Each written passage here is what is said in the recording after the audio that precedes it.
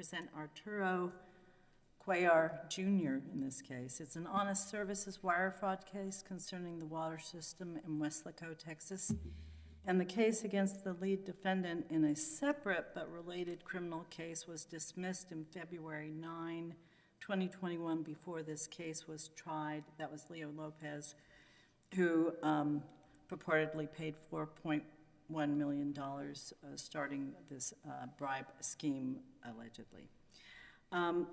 This morning, I would like to discuss the overarching charge of honest services fraud, the scheme under which all the other charges collect. No motion to dismiss the indictment was filed in this case, and no agreement to the government's notice to strike surplusage was reached, although they anticipated reaching such an agreement at 246 of the record, they did not do so.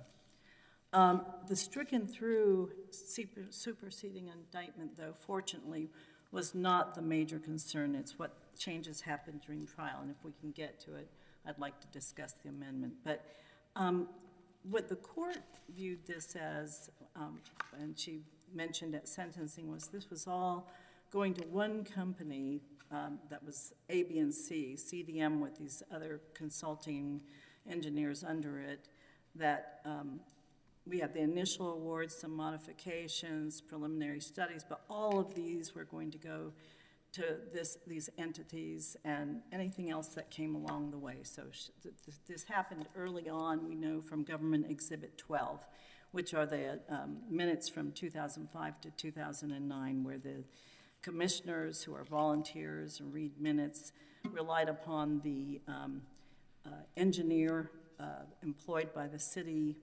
Government witness Walker testified to that, and then the company that the staff recommended that they hire back in 2006, I think it was October 17th, 2006, they hired CDM initially, and then in 2007 decided the city manager would be authorized to hire this CDM as construction manager and approve and the construction and the engineering reports and so forth. And in the indictment, we can see all the payments that were made were after that date. It wasn't as significant to notice that until we had the new cases that came out. The U.S. Supreme Court at the end of June, Snyder, Fisher, and then Loper, and Relentless, that was cited under the lower court opinion, Relentless, not the one that came out of the Supreme Court overruling Chevron, all came out at the end of June, and it's amazing we have these wonderful new cases to inform us. But in Snyder, it's significant, given the face of the indictment and these payments coming after CDM was selected, that we know now that bribes are generally payments made or agreed to before an official act in order to influence that respect to that future official act, and that gratuities are afterwards, payments made in appreciation, so that was a very interesting sea change in things. So when I mentioned that I wanted to talk about honest services wire fraud, knowing that no motion to dismiss was made, I've expected I need to talk about preservation of error, and I need to talk about, was there some waiver, and how do we analyze this? And fortunately, in this court, there's a long-standing precedent in the Fitzgerald case cited that when we have a missing element, as we argue here in our opening brief, that honest services fraud must be pertinent to a property interest at pages 23 and 24, and that there's a voidness for vagueness on this honest services case. On page 24 of the brief, we talk about that. And I point out to the court that 1346 is a definition, not a new crime. That what we have here is a situation where we've got a missing element, as we briefed. And so that when we're talking about this particular statute where we have really clear language in it, thank goodness, where we have to have that appurtenance to a property interest, that Justice Gorsuch, although in a concurrence cited on our reply, said when we have these vague laws, honest services, then we don't want to impersonally hand off to legislatures the responsibility for defining criminal behavior to unelected prosecutors and leave people with no certain way to know what consequences will attach to their conduct. And that's the part that's in our reply brief. So summarize for us in one sentence, what is the missing element? The missing element is, first of all, that any bribe was paid for tangible property. That quid pro quo, Judge Smith, is missing. We have in the indictment and in the jury instructions, a thing of value was the bribe, not what was obtained for it. And then what we have is it's an official act that's undefined. It's a vote that's not defined what it's a vote for, but nothing about this is for payment of contract monies. That's not in the indictment, and it's not in the jury instructions when it talks about this wire fraud / bribery scheme. It talks about that this is, like I said, the thing of value is the bribe. And nothing of value in exchange for that bribe is set forth in the jury instructions concerning wire fraud or bribery of a public official. So I think that's in a nutshell it. And then now, since Sinclair came out and we look at the face of the indictment, all these payments are in 2014, and CDM's picked in 2006 and 2007.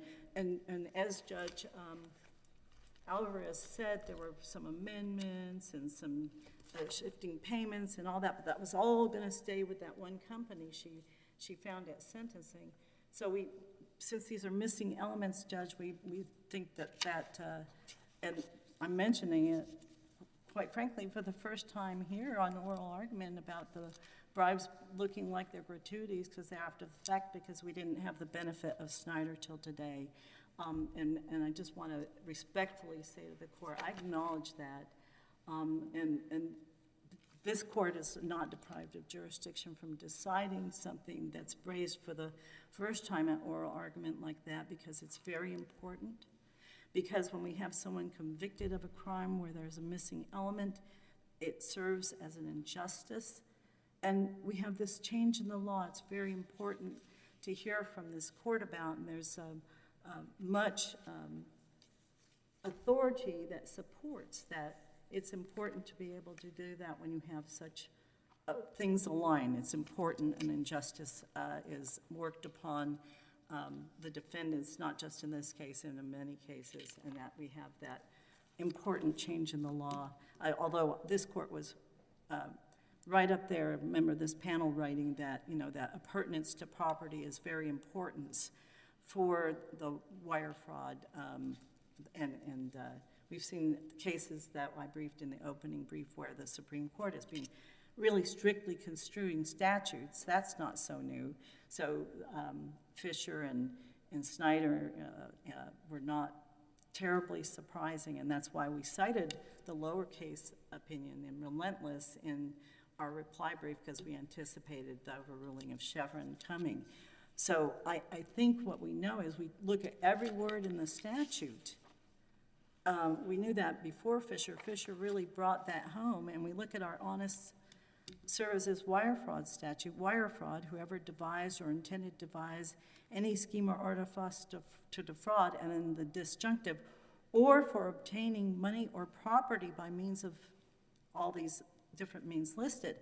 And we know from Simonelli at page 26 of our brief out of the U.S. Supreme Court that even though or for obtaining money or property is disjunctive, we're going to consider that together, and we know now with Fisher too, we're going to look at every word, and even though it's separate clauses, in that case, different statute, 1512, has nothing to do with this case, but there, even though C had nothing about requiring, it said, or otherwise influenced an official proceeding. They said, look, it's got to be through these documents and other tangible items. You take every word and it tells you what this phrase means. So scheme or artifice to defraud or for obtaining money or property means it has to have that financial, that value. Your initial time has expired. Oh, thank you, Your Honor. Thank you, Ms. Orr, and you've saved time for rebuttal. Thank you. Reaves? Apologies.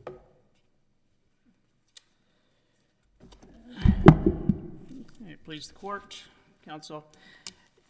My name is Walter Reaves, and I am here representing Ricardo Quintanilla, one of the defendants in this case. I want to primarily address two things in my remarks or my argument today. One being the evidentiary issue concerning the admissibility of some recordings, and the other is just the general issue about sentencing. The main, as the court knows from the briefs and the records, the main really player in this case and who everybody went through was Leo Lopez. Mr. Lopez was provided with, according to the testimony, was provided with money, which he then funneled to different people. He was obviously investigated. Eventually, he became a cooperating witness. After he became a cooperating witness, there were two meetings that he had with Mr. Quintanilla and Mr. Tafoya. Counsel, I hate to interrupt you, but I think it's important that we establish some dates.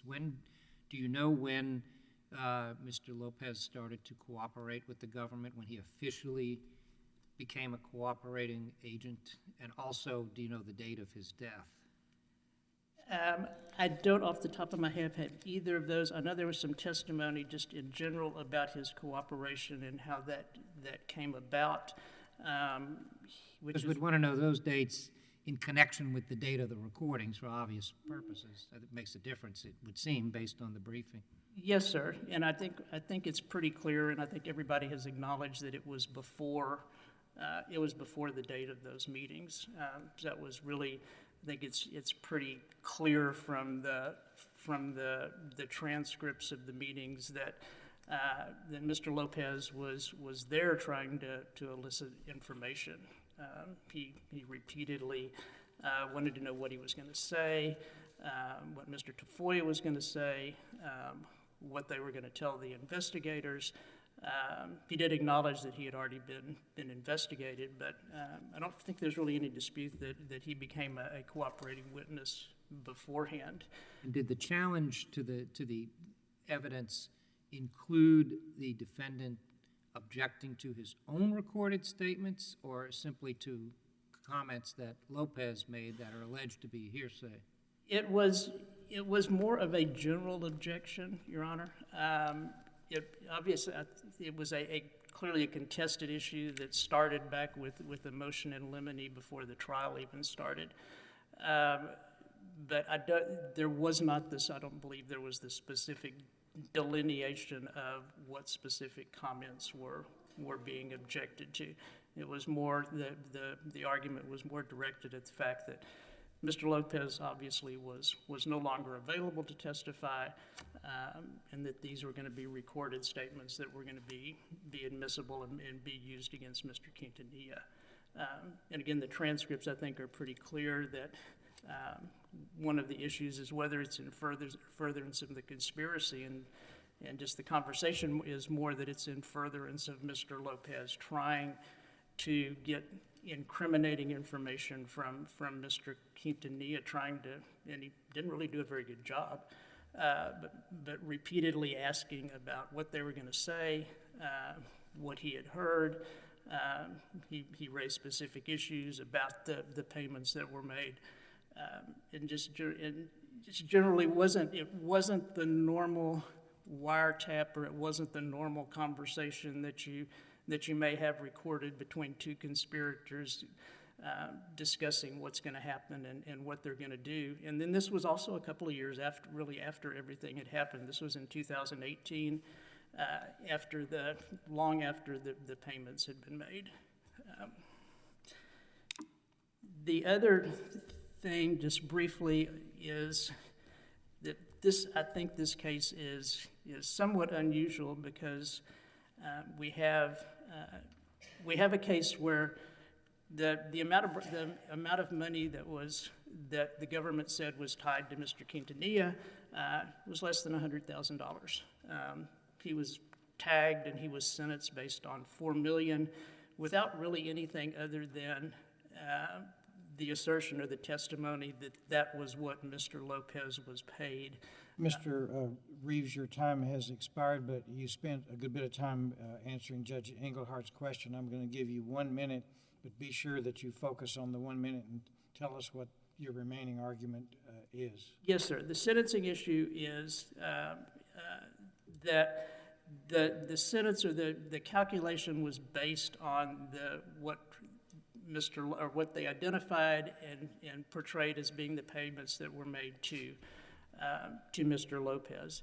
It was pretty clear from sentencing that Judge Alvarez even stated that there wasn't, you couldn't really determine loss. The city of Weslaco was the party that was in the contract. They were the one that supposedly would have suffered some loss. They declined to participate even in sentencing. The assumption was because they couldn't tie or they couldn't establish an amount of loss. Nobody really established that whether they even suffered any monetary loss or financial loss at all. So with that, I think the sentence just becomes extremely disproportionate to what was actually received. Thank you, Mr. Reaves. Ms. Gowie?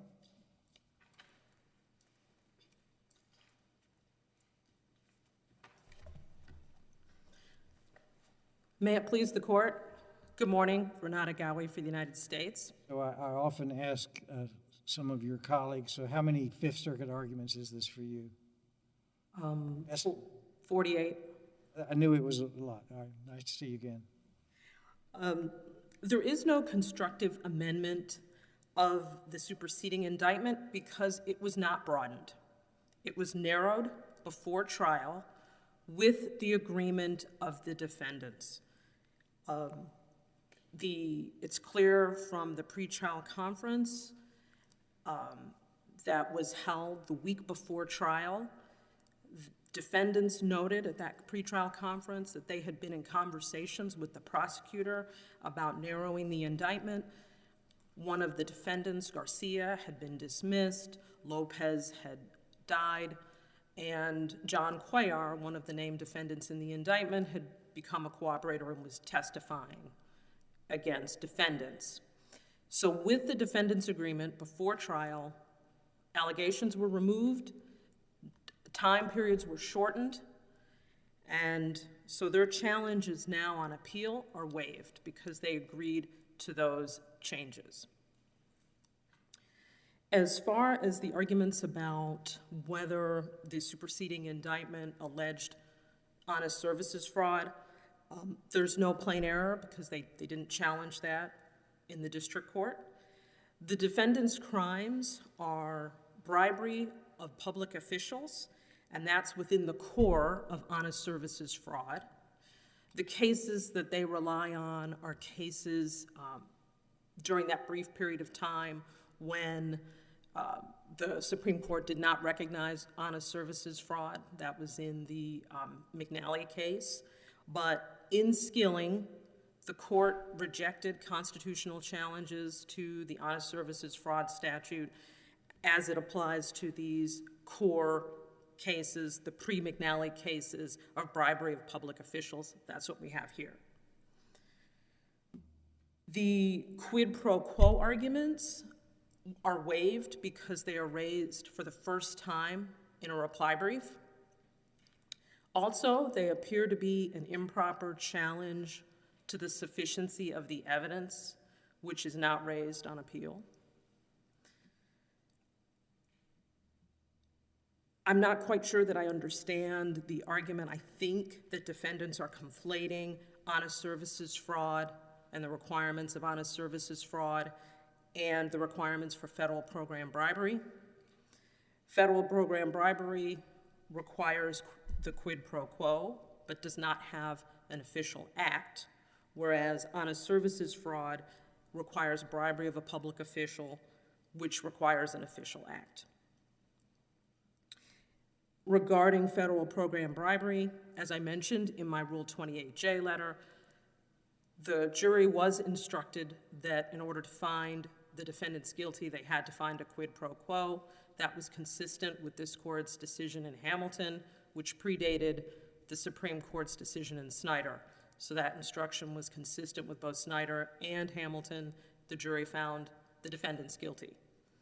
And then with honest services fraud, the jury instructions followed the pattern jury instruction on bribery of a public official in the context of honest services fraud, which was that the jury had to find the defendants gave something of value to the commissioners who were public officials, and the defendants did so corruptly with intent to influence an official act by the public official.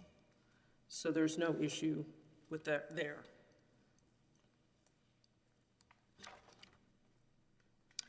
Turning to Quintanilla's evidentiary challenge to Lopez's recordings, there was a general objection in the district court. On appeal, they do not specifically identify the statements in the recordings that they're challenging. These recordings were two recordings totaling about 4 hours. The meetings both were with Lopez, Quintanilla, and Tafoya. By not arguing with specificity, they have waived that challenge. But even if it's not waived, those recordings were admissible because they were part of integrated reciprocal conversation between Lopez, who was an informant by then, and then the co-conspirators. And they were offered to put Quintanilla's responses in context. And this court has upheld the admission of such recordings in several cases, including Gutierrez Chavez and Alanis, which are cited on page 67 of the government's brief, and then King, which is cited in the government's Rule 28J letter. And in those cases, the court rejected hearsay and confrontation clause challenges to recordings between an informant and other co-conspirators. Regarding the value of payment, that is a guideline adjustment. The guideline adjustment applies the greater of three different things: loss amount, the benefit, or the value of payment. The loss amount was estimated to be over $10 million, but could not be determined at the time of sentencing. The benefit would have been possibly the value of these contracts, which was $42.5 million. Instead, the court went with actually the lesser amount, which is the value of payment, the $4.1 million in bribes that Lopez received. Lopez was part of the conspiracy with defendants, and the total bribe amount is attributed to the defendants through relevant conduct, which they did not challenge on appeal. If there are no questions. The recusal issue was not mentioned today, but you did brief that. So will you respond to the recusal argument briefly? Yes. No reasonable person with knowledge of the circumstances would harbor any doubts about Judge Alvarez's impartiality. The recusal motion was based on an unremarkable insurance settlement from an auto accident that was between an employee of J3 Trucking, a truck driver, and the judge in her personal capacity. The lawsuit and settlement did not involve Arturo Cuellar, except that he accepted the service of process because he was the registered agent of J3 Trucking, Inc. The case did not involve Arturo Cuellar personally, and he was not otherwise involved with the case. And the accident was about 4 years before the indictment in this case. So that the remoteness in time also. And when was the recusal issue first raised? The recusal issue was first raised in a motion about a month after the superseding indictment. The superseding indictment was April 9th, 2019, and the recusal motion was May 6th, 2019. The judge denied that motion in June of 2019. The trial occurred in October of 2022, and in the sentencing in January 2023, new counsel, appellate counsel, is now representing Arturo Cuellar in attempts to put in a sealed offer, well, originally it was not sealed, offer of proof with the record of the state court proceedings. The judge found that that was not necessary because it wasn't anything that was before her at the time that she first ruled on the motion several years earlier. And the original recusal motion had several attachments to it from the state court record. It included a settlement demand letter from the judge's lawyer to J3's insurance company, J3's articles of incorporation, which showed that Arturo Cuellar was the sole director, an affidavit from Arturo Cuellar that J3's insurance policy limit was $1 million, proof of service of the lawsuit, and then the full and final release showing the settlement details. So, and that was at page 3941 to 3955 of Arturo Cuellar's record. So there was no reason for this offer of proof that was at the sentencing. In their brief, they make several comments about how the judge's rulings or comments showed some sort of bias, but it's clear from the case law that judicial criticisms, comments, rulings are not enough to show bias unless it rises to the level of a deep-seated antagonism, which did not happen here. Also, at sentencing, the judge imposed a downward variance for Mr. Arturo Cuellar, which also sort of undercuts this argument of bias. The brief, the opening brief seems to allege that the district court judge recused in another case involving the same defendant. Would you address that, please? So there was no recusal. Arturo Cuellar, at the time of these events, was also a county commissioner, and there was a lawsuit involving the county, and he was named in that lawsuit. There had been another lawsuit involving the same defendants, same parties, and that was before another judge, Judge Crane.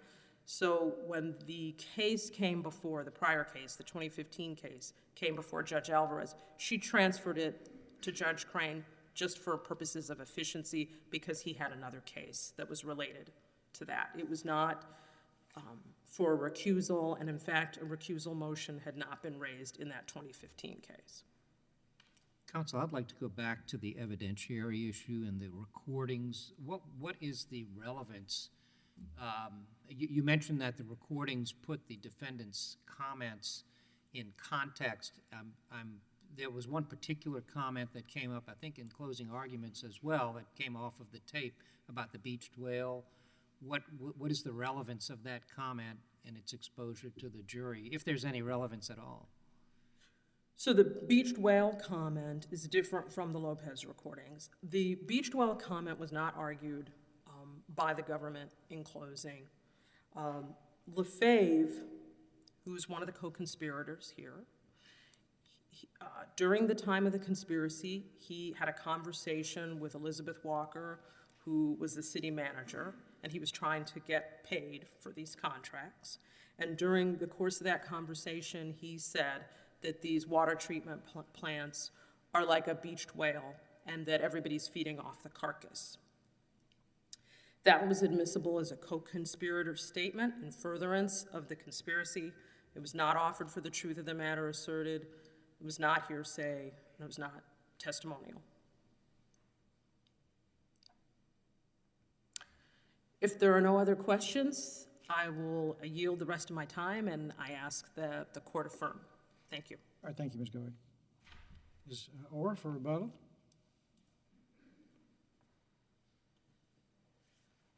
Thank you, Judge Smith. I just want to set the court to page 246 of the record, where the government mentioned it anticipated an agreement about striking items in the indictment, but they reached no such agreement.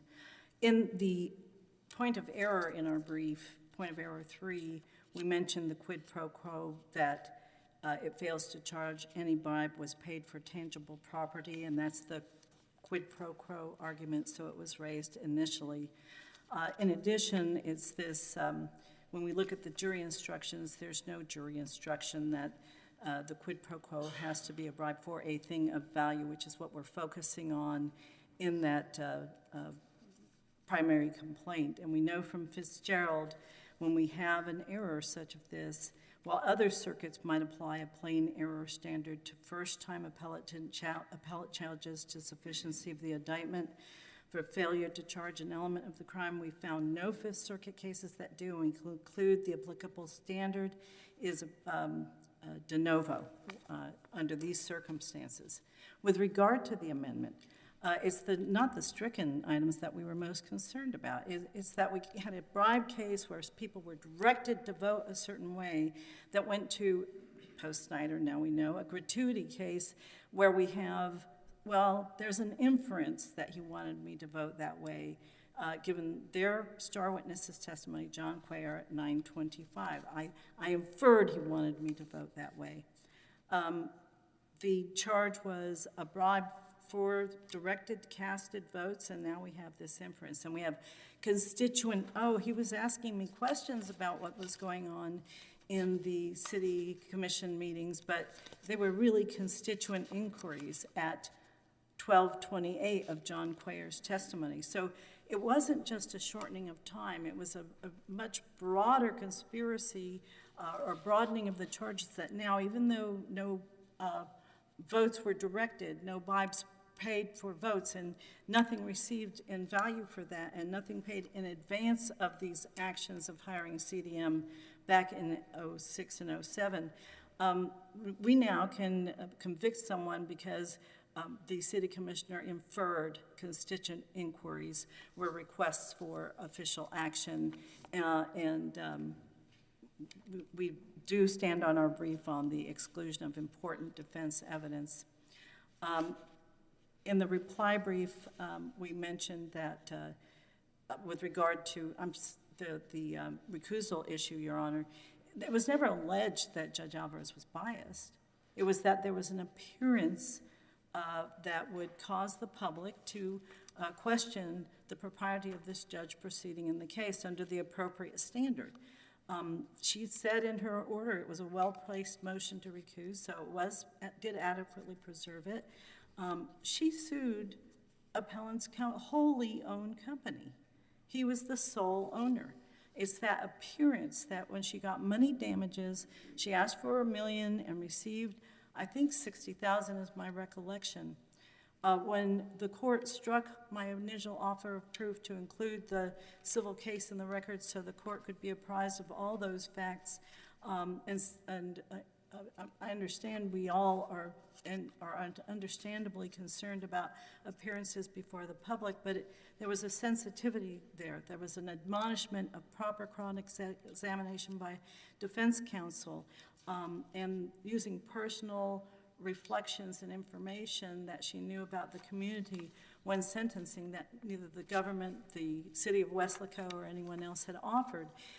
It was these sorts of things when we look at this personal lawsuit against the applicant's wholly owned company that creates the appearance that should have resulted in recusal. Didn't she sue for between 100 and 200,000? And She sued 1 for- million was the policy limit? Yes, Your Honor, that's correct. And I'm not a civil lawyer, and I don't know how these things work, but I do know that there was a demand for the policy limits at some point. And so then, and I mentioned in the briefing, I've got the information about how we addressed this other suit that was moved out of her court. I don't believe that there was a motion to recuse in the additional civil suit where Judge Alvarez did remove herself, and we're, again, not suggesting she was biased, but that where it appears that, you know, even there the judge treated her previously conflict in that other civil case, it would seem that where someone's liberty is at stake, we'd need to be really concerned about the appearance when a judge has sued the appellant. Thank you, Ms. Orr. Thank you, Case is Your under Honor. submission. Thank you very much. May I be excused? Yes, Have a good day. thank you. Next case is United States versus